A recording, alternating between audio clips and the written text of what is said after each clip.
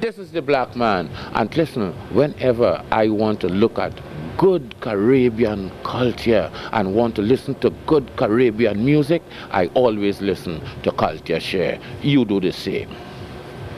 The black man, I'd like to go back to the early years. And I'm talking about way back. I am talking from the days when you were playing pan with your brother. Way back. Way back, way back. Now, in those days, what was going through the mind of the Black Stallion as an artist then? Well, I think, at that time when you sort of budding and, an artist and you're just starting, I think you see all the wonderful things outside here happening, when you see all the stage and you see different artists performing. I think this is the heights that you always think about getting to, and at that time, that was that is what was happening with the Black Stallion head until maybe like, and it used to look so simple, just seeing an artist on there with a mic until today, when in this time, I realized that, wow, it's so much work, to pull that off. But in those days then, the mind of Black Stallion culturally was one of a pan nature. Well, not so much. I originally started in the pan because this was my brother who really took care of me as a youth.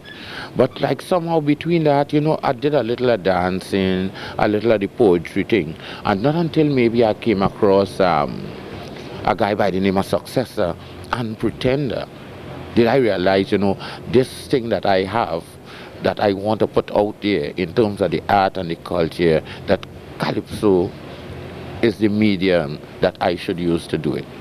But all in all, it was always because I've grown up in a, born and grew up in a culture at home. I was always say that the first singer that I heard singing to me really was my mother. And I remember that day, those days when you're home. And they put a little piece of wood in front of the door so you wouldn't fall out, and she washing outside, and it's some of the most beautiful songs that you will ever hear. I mean, at the age of maybe 5, 6, 7, and hearing mommy doing that thing in the morning, and I mean it's there where the singing thing sort of started. But it was culture all home, brother beating pan and always in the mass and thing. But I think that through the years, there was just something that I needed to do as far as the art and culture is concerned. And I think singing when I saw the bounce up on the Kaiso thing. You even tried some MCing too. Well, I mean... No, this one is a mind boggler. No. Stalin the MC. No, well, yeah. Well, I think, I had something like maybe 10 years. I did it like 10 years. I sort of... 10 years with Kitchener. I started running Kitchener tent from something like 1967, and I finished doing it in 1976. I did 10 seasons MCing in Kitchener tent. And I mean, people who had been around Calypso would always say one of the baddest MC that I've seen in the business today, up to today, is Black Stallion. But I did the MCing thing, but during that time, I could only sing 1 or 2 calypso in the night because the amount of trips you make on stage to put on the singers. So maybe at a certain point, I just say that coming around to like 1976, 77, I just say, look, black man, cool it a little bit on the MC and get into some more singing. And I think, after those 2 years, like 77 and 78, I think the results are saying off the stage. We saw it in 79 with the first Calypso Crown and my first album. Stalin, I want to ask you if you're satisfied in the manner in which your career is at today. And is there a future for the social commentator? I'm talking about the social commentator who would sing the heavy political lyrics as opposed to the jump and wave. Now I always get into this situation having to ask all of the artists that. So then are you satisfied? Yeah, well, again, I must say I'm satisfied. Somebody asked me that question, a few weeks ago as to whether that I'm satisfied in life. And I say, as a youth, I always had 2 things in mind that I wanted to be successful with. 1, a successful career, and 2, a successful family. I think, I have a beautiful family home, a loving wife, and some beautiful youths, doing well in school. I got a youth, and I think they make me happy the way we live, and I think that is one success. Then, from a youth, I started on this singing thing, and I'd always hope one day that maybe you could put Black Stallion name on a poster and somebody would buy a ticket. And I think today it's happening, and I think in life, I'm really pleased. As for the other thing you asked, the social commentator would always stand out. maybe at a certain point, I think what really happened, especially with the calypso, within the last few years coming down, I think like the promoters and a lot of people that handles the business never really take time to understand what was happening, and they allowed it the whole positive thing about the calypso, which was that positive direction. This calypso that come from the old African storyteller with the drum from village to village, spreading the word. They allowed that to fall down. And when the people no more outside there was hearing the heavy metal, because they never wanted to promote it at a certain point, everybody got to get something to fill that vacuum, and that thing that to fill the vacuum really was the jump and wave. But I think we all know that regardless of how some of us may feel about we fet and we party, but we are serious thinking people.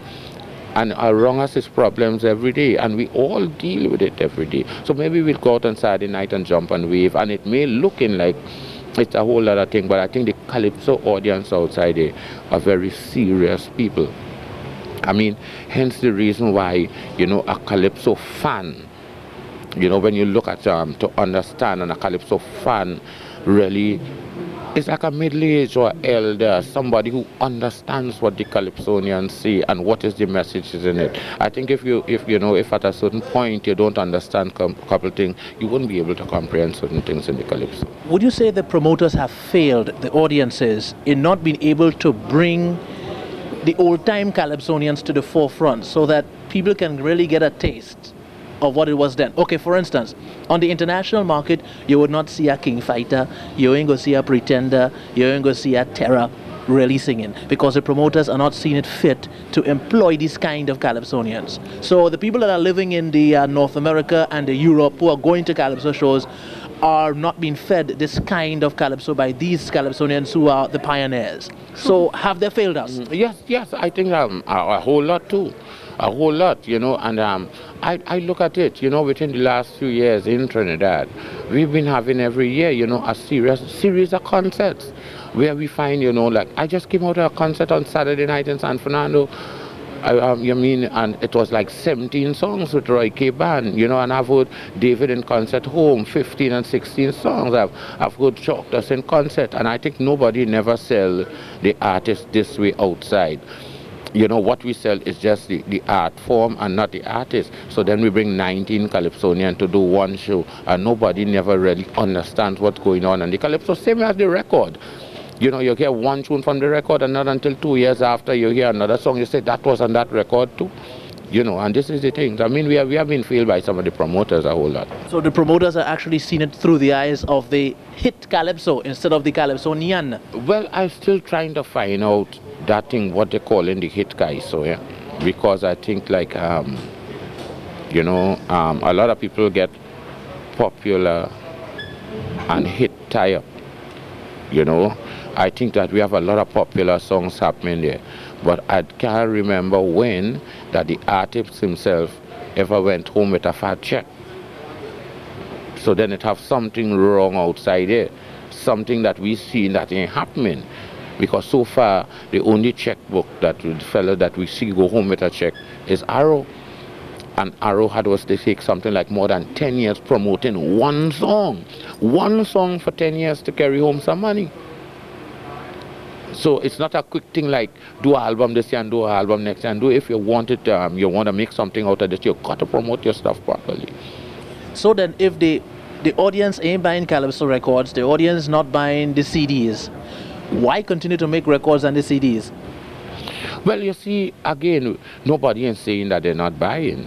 Because up to now, with all the buying, nobody has never heard that Kaiso was in trouble. Kaiso was never in trouble. We never hear that this year we ain't have Kaiso because Kaiso didn't have money to go in the studio. We always find this thing going because it's a living thing. It's more culture than an art form.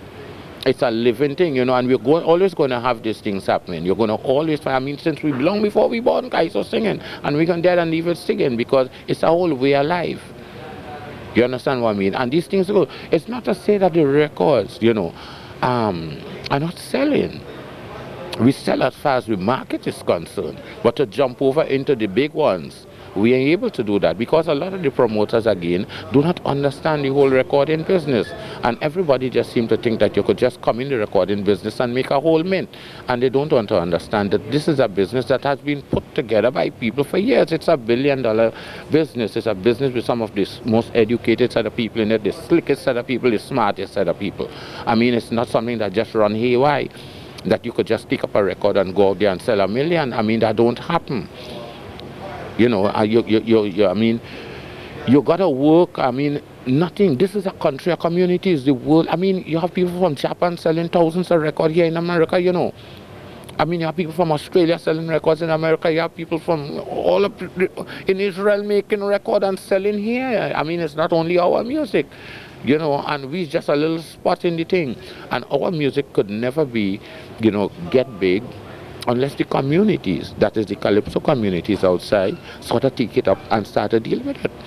Now we have a better chance out here because we find the entire Caribbean islands. Now it's SkySo. I mean, with the help, it was Trinidad alone, but with the kind of help that you would get from Inspector and Ajamo and people like Beckett and Rasaili and, you know, and Swallow and Arrow. I mean, with all of us putting together, this is a dent we could make in the thing somewhere, you know, and this is the beautiful things that happen with the art form now, this togetherness at the Kaisonian.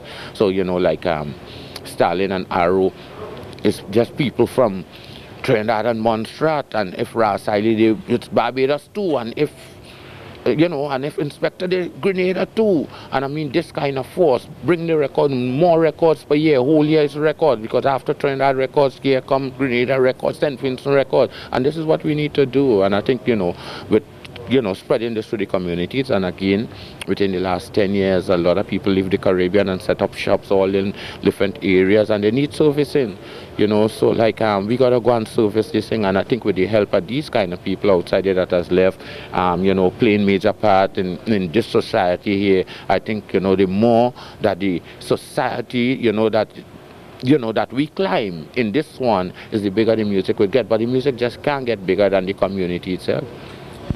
If Black Stalin has to sing one calypso before he dies, what would that calypso be? A new calypso that you would like to sing before you die?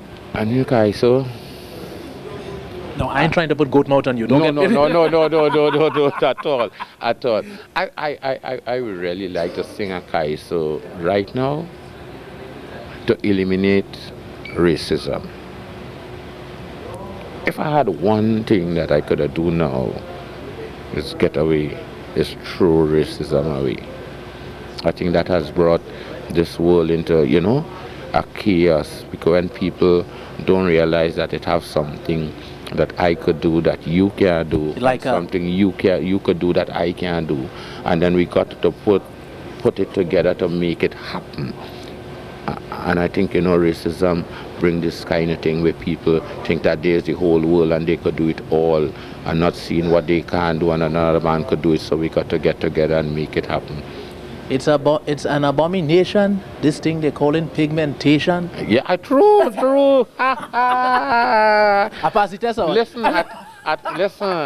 Listen, pass the contract there for me, boy. Pass the contract for me, but why did you doing? You want to take away my work or what? I better I interview you now, you know. Stalin, it's been a pleasure, man. But listen, before I go, it's just one thing I want to say out there. You know, I remember, like, you know, when this program sort of started years ago, I think with just one of them little things, doing thing all in little backyard in New York and a thing.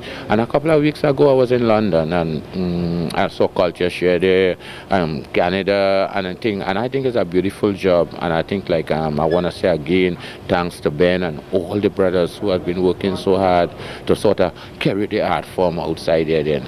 And I think it's only right then that, you know, people in all the communities around, I mean, be it London, be it Canada, be it down in Grenada and all the thing, I think it's only right, you know, that we kind of support this little thing that we have going here, because I think, you know, like the contribution this making to the art form, I think nobody else outside there doing it.